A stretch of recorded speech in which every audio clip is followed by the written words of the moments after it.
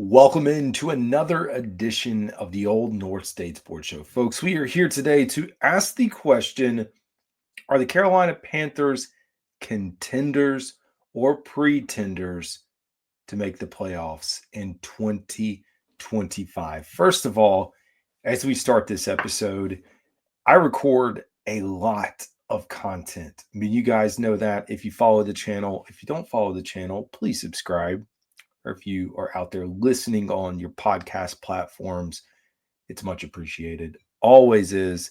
Give us the reviews, continue to grow, all those things. But with that said, I record a ton of content. And to be honest, sometimes it feels like when I get on here, I just regurgitate information. So, what have I learned over the last day? What have I learned over the last week? How can I present that information to you? How can I give my opinion on whatever it is? Where does the roster sit? What are we hearing? And you compile all those things together. And sometimes you're just like, wait, maybe I just need an episode to talk because I can tell you it's been a while as I sit back and just think about the past few months in content and monetization, and there hasn't been a lot of just episodes sitting down, turning on the microphone, and giving you my thoughts. Now, we're not just going to throw out random thoughts. We do have some material put together to help with this analysis. But I think it's important to have the conversation pre-draft around our expectations for the Carolina Panthers in 2025. And to be honest, I look at this team and I think a lot of people may be bullish on them a little bit. I don't know that bullish is the correct term. I think a lot of people have more expectations on the Panthers, but I also think some people have, in some ways, unrealistic expectations. And what I mean by that is they have compounded the David Tepper era here in Carolina and kind of forced Dave Canales' hand and the pressure to win now. Remember, he's got a 6-year contract, which means, hey, it's probably a 6-year plan to get there. And it's probably going to take steps. Part of it now, of course, first year, Bryce Young. Can we confirm that we have the quarterback of the future? Let's invest heavily. Let's see. Didn't start out that way, but ended that way. Check the box. Now you saw your deficiencies on the defensive side of the ball. You understand how important it is to win with defense. So you build up the defense. So as we sit here in this kind of in-between state, I just look at other playoff teams, other teams in the NFL that have made the playoffs, and I do ask the question, do I think the Carolina Panthers are as good as those teams? And I'm not here to put my hand down and say, on the Bible today and say, yes, absolutely. I think we got to be a little bit cautious. But with that said, I do think you can be optimistic. Let's get into some of the notes that we had. Welcome into the deep dive, folks. We're going to get right into it, discussing insights on the 2025 season. Like, where do we think this can go? Question is clear to me after, we can say several challenging years. It's been a duration. We're coming up on the 10-year anniversary of the Super Bowl appearance. And to be honest, that was the last time the Panthers have been successful. In our minds, it feels like yesterday, but it's been a long time. So I beg the question, are the Carolina Panthers finally at a turning point? Is this the year the Carolina Panthers can claw their way back into playoff contention, or are they still laying the groundwork? And people probably don't want to hear that they're building out the groundwork, but it could be a possibility. So we're going to explore every piece of the team from their performance back in 2024, which feels like yesterday, looking out across at where we think this team has the potential to go in 2025. So to understand where the Panthers are headed, we do have to look back at their performance in 2024. Team finished with a 5-12 record, placed third in the NFC South, even though we have the same records as the Saints. And then we also get to pick ahead of the Saints in the draft. So all those things worked out. I'll take it. And we have to be real. That record does not scream playoff contender at 5-12. But I think it is important to note that there was vast improvement in performance with this team from the previous year. Absolute worst team in the NFL, taking the step forward. Panthers are picking 8th. So what the bottom third of the league right now. So I do think it's a small step forward, especially considering the things that we saw over the course of the final 7-8 games for the Panthers last year. It's year 2 for Dave Canales and Dan Morgan as well, which I also think is a positive. Offensively, when you go back and look at Bryce Young's performance, we know the bumpy starts, about 2,400 passing yards, 15 touchdowns, not including his rushing, which was decent, to be honest. He had a stellar performance from Chuba Hubbard, first 1,000-yard season, 10 touchdowns. Adam Thielen leading, even with his injuries, leading the receiving core, the turmoil with Deontay Johnson, XL, Jalen Coker, and I don't mean turmoil with those two guys, but just kind of leading a younger group, David Moore, into the mix. So despite these efforts, the offense struggled at times, but showed improvements down the stretch. It did feel like there for a minute when Andy Dalton got in the game against the Raiders that maybe this was a Bryce Young issue. Turns out the Raiders were also a really bad football team. But I looked from 23 to 24. You go back from an offense that was averaging about 13 points per game, 13.9 to 20. It's almost a touchdown improvement year over year. Rushing attack improved, rushing touchdowns, passing game improvements. So all those things, and sure, it wasn't perfect, but much better. Defense, that is the main focus, and that, of course, is what will potentially set the Panthers up. You think about a few of the games the Panthers lost, the Eagles, the Chiefs. They had a few other games where it was close. They lose those games down the stretch, partly on the defense. Panthers could be a 7, 8, 9 win team last year, believe it or not. If they get started earlier this year and rally off some wins, we have no idea what the schedule is going to be. Of course, they'll do a full schedule release show. I think that's usually in May. We'll find out. Defense allowed 534 yards, NFL record for most in a season. Like, we don't have to say this week after week. Part of the reason the defense was so bad was their inability to get pressure. You can also talk about the injuries. I mean, these are the topics that we say every single time that this subject comes around. So overall, defense needing a lot. Special teams unit, we know there's change. Matthew Wright, current kicker on the roster. Eddie Pinheiro heading out. Raheem Blackshear returning. They're going to have a new punter and Martin here. So there's going to be change in the special teams unit room as well, and changes to kickoff rules that are going to be coming up this year, changes to measurements throughout the league. But entering in as we move forward into the 2025 offseason, the Panthers, as we know, decided to spend their money primarily on the defensive side of the ball. Top priority for this team, looking at improving the defensive line with the addition of Tershawn Wharton, Bobby Brown III, Patrick Jones II, landed safety Trayvon Moring to bolster the secondary. Offensively, not a big splash, but a nice addition to the backfield, Enrico Dowdle, understanding that Miles Sanders was let go, also knowing that Jonathan Brooks is not going to be playing. I really like the focus of where this team is. Now, Panthers did lose a few guys. We talked about the departure of Miles Sanders, of Johnny Hecker, moving on from Carolina, Shaq Thompson, who at least right now is not re-signed with any team, still available on the market. Xavier Woods landing in Tennessee, Jordan Fuller signing with the Falcons, Sam Franklin today getting picked up by the Denver Broncos. Here's what I'll tell you about Sam Franklin. One, special teams, captain, everyone appreciates Sam Franklin and a leader that he is. I got to tell you, the Panthers are looking for safeties that can perform on the field. Panthers didn't lose much on the defensive side of the ball when we talk about Sam Franklin. Folks, go back and look at the snap count. Played about 4 snaps on the defensive side of the ball last year with a depleted secondary. So I think that should tell you everything you need to know about where he sits. Like, we can rave about special teams guys, but we actually need guys that can perform at the position that they're supposed to, the primary position.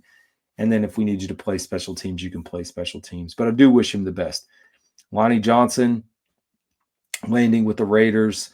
So they lose a little bit of talent along the way, but they do bring back some key pieces.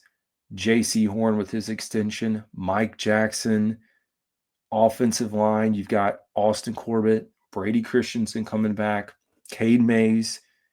Also have Tommy Tremble. Nice additions. Bring in the 6'9" basketball player. Who knows what that's going to be? We talked about Raheem Blackshear and David Moore. I like both of those guys coming back. And Dan Chisena, who saw a little bit of time. Carolina Panthers on the offensive side of the ball bring about some continuity. And that's the thing that we should emphasize the most, is the continuity with this team heading in to 2025. Now, defense, we did shake some things up, but offensively, still have Dave Canales, of course, Brad Idzik on the offensive side of the ball. There really weren't too many changes. Defensively, you have a few new assistants here to shake things up. Ronaldo Hill, secondary coach, AC Carter, outside linebackers. Also a few other changes in the personnel department on the team, player development. So you see some changes that should be beneficial to the Panthers down the stretch. So when you start to look ahead to 2025 for the Carolina Panthers, because the whole purpose of this is to determine if this is going to be a team that's going to compete for a playoff spot. We know the history of Dave Canales in talking about run first. That's his mentality. You look at a strong performance of Chuba Hubbard, what he was able to do to open up the running game for Bryce Young. I think understanding how the defense plays out is probably the biggest question mark for this team to be successful. We need a mediocre, moderate defense in Carolina to feel confident that this team can take the next step. Now, you also have to couple that with the offensive side of the ball and the production, assuming the Panthers don't have a magic card up their sleeve where they're going to pull in a number 1 wide receiver via trade. All signs are pointing to the Panthers drafting a receiver, but possibly not until the 2nd or 3rd round. It seems defense is going to remain the focus. So what can you get from Xavier Legette? What can you get from Jalen Coker? Can you improve the run defense? And again, put yourself in position to win some football games. You look at the schedule for the Panthers, because that's obviously the most important piece of this thing, to figure out if they can make the playoffs. You have 8 home games, 9 away. Home slate, of course, Atlanta, New Orleans, Tampa within the NFC South.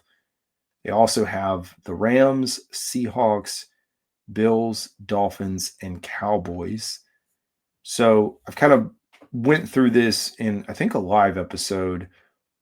Tampa Bay is going to be difficult. New Orleans should be winnable. Atlanta, we should split. If you can get 3 to 4 wins, hopefully 4 wins within the NFC South, you are putting yourself in really good position to have a shot at making the playoffs. Seattle Seahawks, Los Angeles Rams, both potential playoff teams. We know Buffalo will be. No idea what Miami's going to look like on, where they are. Is Tyreek Hill even going to be there? And, of course, the Dallas Cowboys. Home stretch, honestly, you could be talking about every team that comes in outside of the NFC South is a playoff team who they'll face. On the road, a little bit easier. Again, Falcons, Saints, Bucks. You have the Cardinals. We seem to perform pretty well against them. 49ers, who knows what they're going to do. The Patriots, winnable. Jets, winnable. I'm looking at this. This confused me for a second. I got thrown off on some of my notes here. But you look at the schedule for But you look at the schedule for this team heading into next year, and you're just trying to figure out how can you get to 8 to 9 wins. Probably 9, if we're being real. Like eight is probably not going to get you in unless you just have a total blow up of the NFC South. So I think talking about the NFC South, it seems that Tampa Bay should likely be the favorite again. I think they should be until they get dethroned. They have brought back a few of their, of course, on the offensive side of the ball with Mike Evans, Chris Godwin, stability. We already know Baker Mayfield's there. Added Hassan Reddick. They are the reigning division champs. I think they should remain the favorites. Atlanta Falcons with Michael Penix at the helm, Kirk Cousins sitting in the backseat, at least right now. All their offensive weapons, even though Carolina did knock them off in the finale, I think they'll be competitive.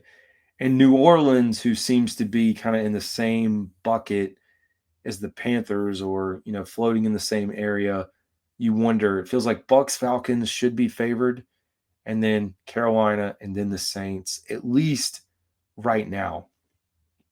So looking, kind of where we are with some analysis and predictions, consensus among most analysts is likely going to have the Panthers missing the playoffs. Like, let's be real.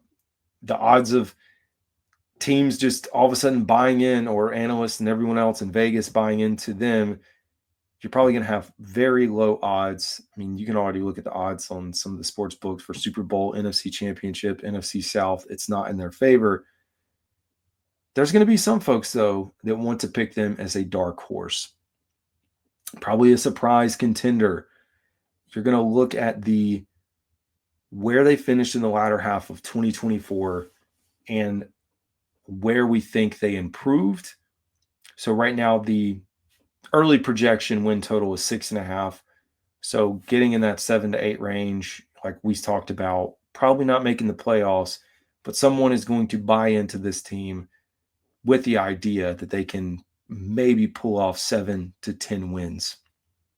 You talk about the potential for what they can do in the draft. Extremely important for this team to find 3 starters. I don't want to say 2, maybe 3 to 4 starters that can have immediate impact. And I think you'll kind of see this step forward.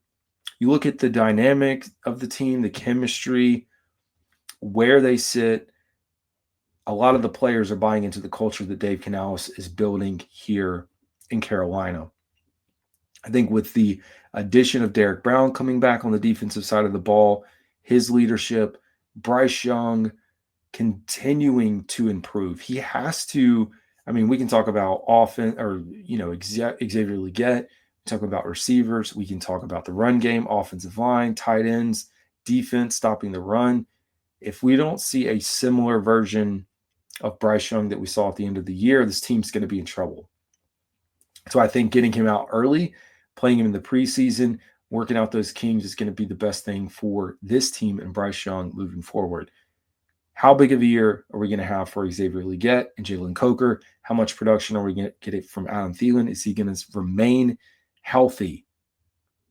Lots of questions around that. So as we close out this episode, the real question is, do I personally right now think the Panthers are a playoff team? I will say no. I like to be honest with you guys. No, as it is today. I think getting through the draft, seeing how that pans out, seeing where we potentially sign a few more free agents, primarily safety, I think there's potential for this team. And we all know the NFL, man. It's wild. You can think it's going to play out one way. You can look at the schedule now and think, well, these teams are going to be excellent, and then turn right around and no, it's not what you think it is. So I do think there is a chance for the Panthers to be a dark horse team. I'm chalking up right now 7 to 8 wins should be your ballpark, and then anything beyond that, and we should be pushing for beyond that, should put the Panthers in contention, probably for a wild card, if not for the NFC South. So anyways, folks, I appreciate you guys tuning into this episode. As always, Please follow, subscribe. This is Carolina Dad. Y'all have a good one.